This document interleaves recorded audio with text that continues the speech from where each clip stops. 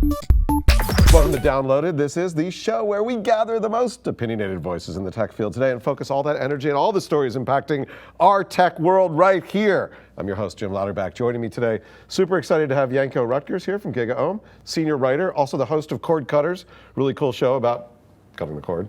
Nobody cuts the cord, come on. Nobody at all. Nobody cuts the cord. We'll be talking a little bit about some of those issues. And also Rebecca Jeschke, who's Media Relations Director, Digital Rights Analyst for EFF. Also former coworker. It's great to see you again. I'm so glad you're here because you were here before and I wasn't here, so it's great. We actually have a bunch of really interesting, EFF style stories that we're going to talk about. But first, we're going to get to this. First, we're going to talk about Facebook. I think this is a really interesting story about a bug that this researcher found.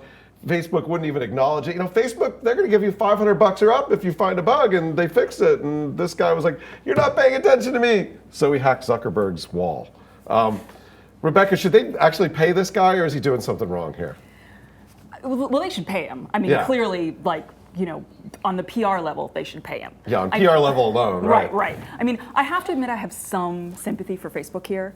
As they get all this email, and their defense was his English wasn't great. Mm-hmm. They had trouble understanding it. They get a lot of people who think they found bugs and haven't, and it had taken them a while. So I do have some sympathy on that. I mean, it wasn't really necessarily the most ethical road to take to hack Zuckerberg's page in order to make your point. And I could see why Facebook doesn't want to encourage that.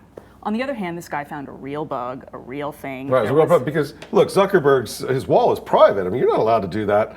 Janko, what's your take on this? Is this just hubris on Facebook's part? Or is it like, we're Facebook, we don't care?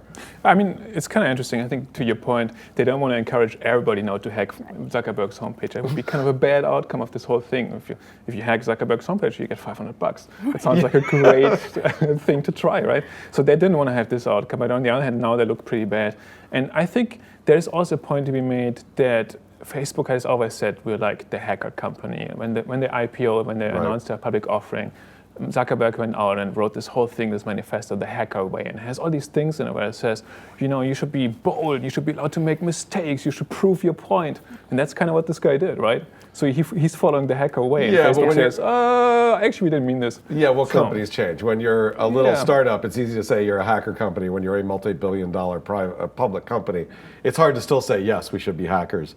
How do you think Facebook gets around this? Any ideas on what they do in the future to sort of encourage people to keep on sending stuff to them, but don't hack us?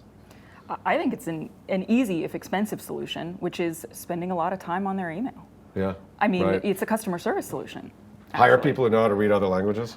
And who will very carefully take everything seriously. And it means that they might, 95% of the time they might not be real bugs, but it stops the PR problem. Okay, well, how many emails do you guys get at EFF that you're like, oh my gosh, it just goes in the bit bucket? We try to answer as many people as we can, but it's really hard. It's tough, right? It's really hard. I mean, you must have it too. I mean, the email. There are a lot of wackos out there. Yep, and lots of them email. Yeah, I mean, you must see the same thing at GigaOM. I mean, you guys write stories. There's a lot of some opinion there every now and then. A lot of interesting opinions occasionally. Yeah. And people come back to you. I think to this point of customer service, what this guy did on his blog was he published the whole email exchange, right? And so the responses were like a bad customer service rep response. It's like, this doesn't actually work for me. I was waiting for them to say, why don't you unplug your router and put it back in, turn it back on. Maybe this will solve the problem.